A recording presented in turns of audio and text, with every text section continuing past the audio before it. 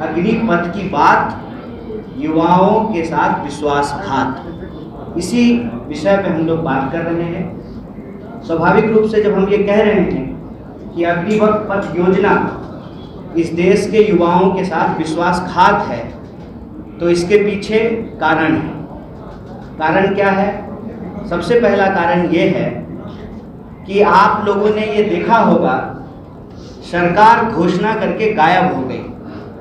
सरकार की तरफ से कोई प्रेस कॉन्फ्रेंस नहीं किया गया है। जैसे प्रधानमंत्री जी कोई प्रेस कॉन्फ्रेंस नहीं किए हैं, दूसरी बार प्रधानमंत्री बने हैं, प्रेस कॉन्फ्रेंस नहीं करते हैं। जब भी कोई संकट होता है, राजनीतिक संकट होता है सरकार को, तो वो सेना को आगे कर देते हैं। और आपने नोट किया होगा कि घोषणा की मंत्री जी ने, और घोषणा का बचाव जो है वो हमारे आदरणीय सम्मानित सेना प्रमुखों से करवाया गया।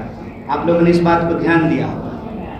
और जितने मंत्री थे सब अपने अपने सोशल मीडिया और उनकी जो मीडिया है उसके माध्यम से योजना के फायदे गिनाने में जुट गए।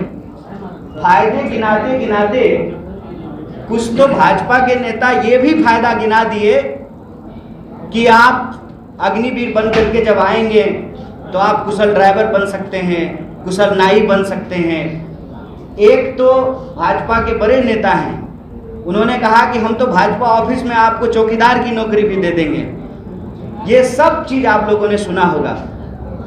इस पूरी योजना को लेकर के जो कांग्रेस पार्टी का स्टैंड है, भारतीय राष्ट्रीय कांग्रेस जो कह रही है कि ये योजना पूर्णतः इस देश की सुरक्षा और देश के नौजवानों के भविष्य और उनके सपनों के साथ खिलवाड़ है। इसीलिए सरकार को अन्य योजनाओं के साथ जो उन्होंने किया है, जैसा उन्होंने नोटबंदी के साथ किया, आप लोगों को याद होगा, बोले थे ना कि 50 दिन में अगर सारी समस्याएं ठीक नहीं होगी तो आप जिस चौराहे पे बुलाएंगे हम आ जाएंगे। घोषणा करके जापान चले गए थे प्रधानमंत्री जी, आप लोगों को याद होगा। जैसे अभी जर्मनी गए हुए हैं, वास्को डी गामा की तरह घूमते रहते हैं। और आपको मैं याद दिला दूं, पहली बार जब योजना घोषित की गई थी तो टीए का भी बात नहीं किया गया था। जब विरोध होना शुरू हुआ तो आनंद फानंद में जो है 2 अमेंडमेंट लाए गए। मतलब ये योजना आई ही है, 2 अमेंडमेंट हो चुका है। तो ये लोग इस योजना को लेकर के कितना गंभीर हैं, इस बात को आप समझ लीजिए। कह रहे हैं वॉरफेयर बदल गया है, हमको एवरेज एज जो है वो घटाना है। आप हमको एक बात बताइए, हमने जो है हमारी सेना ने बड़े बड़े वॉर जीते हैं ना, इसी सेना से भारत की सेना ने तमाम वॉर जीते हैं। और जितना प्रमुख सम्मान है, क्या वो 30 वर्ष से ज़्यादा या 30 वर्ष के लोगों को नहीं मिला है? तर्क क्या है? असल जो बात है कि छुपा रहे हैं देश से। तर्क ये है कि हमारे देश के बजट में सबसे प्रमुख बजट होता है डिफेंस का। डिफेंस बजट का 40% जो है वो लोगों की सेवा देने के बदले जो उनको सुविधाएं दी जाती हैं उस पर खर्च होता है।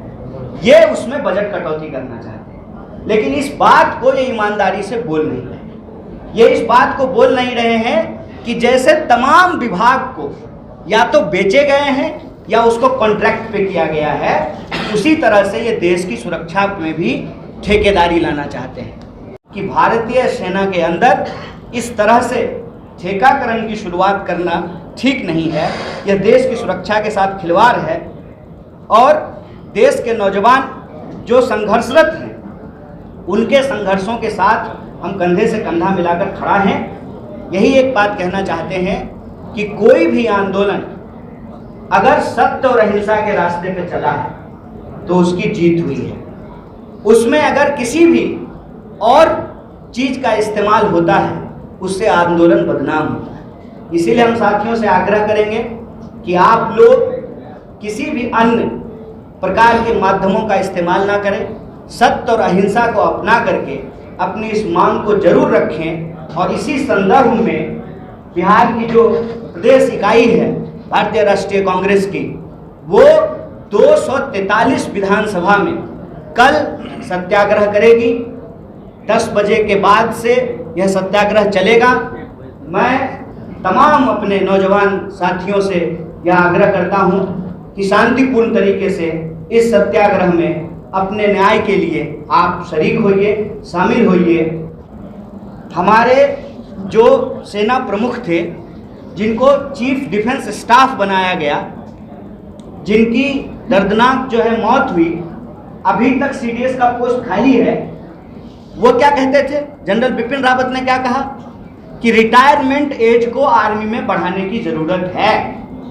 इस संबंध में उन्होंने सरकार को चिट्ठी लिखी और मैं दावे के साथ कह रहा हूं कि आज यदि सीडीएस बिपिन रावत होते तो वो खुल करके इस बात का विरोध करते, क्योंकि उनका ओपिनियन ये था कि जब आप किसी भी सुरक्षा से संबंधित सेवा में अस्थाई सेवा का प्रावधान हटा देंगे तो आर्म फोर्सेस का मनोबल डाउन हो जाएगा।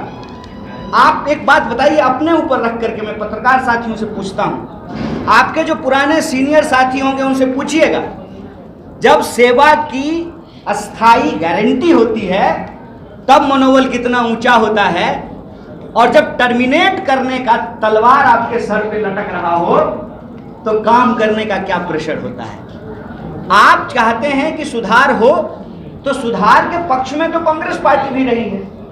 आप लोगों को मैं बता दूं कि short service commission Congress party लेकर के आई, और जो हमारे वेटरन्स हैं, जो सेवानिवृत्त हमारे सेना के अधिकारी हैं, सेना के जवान हैं, उनके लिए स्पेशल कमीशन जो है डॉक्टर मनमोहन सिंह की सरकार के दौरान बनाया गया। और प्रधानमंत्री जब आए तो उन्होंने कहा कि और सुधार की जरूरत है, और उन्होंने कहा 1 रैंक 1 पेंशन हम लागू करेंगे। ये प्रधानमंत्री जी की भाषा है।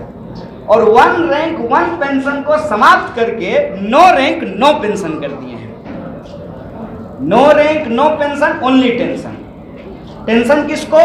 जो नौजवान इस देश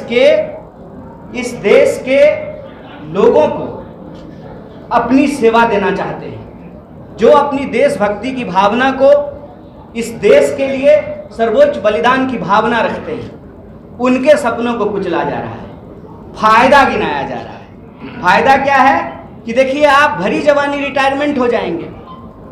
भरी जवानी रिटायर होने के फायदे गिनाए जा रहे हैं। आप सोचिए कि घर में मान लीजिए कि पिताजी को अस्थाई नौकरी है, तो माताजी कहेंगी कि पति से पहले बेटा रिटायर होकर के आ गया है। और 4 साल क्यों, 3 साल क्यों नहीं, 5 साल क्यों नहीं? ये 4 साल वैसे ही रैंडम नंबर है कि एक दिन जो है रक्षा मंत्री जी को सपने में आया और उन्होंने कहा 4 साल, 5 साल क्यों नहीं?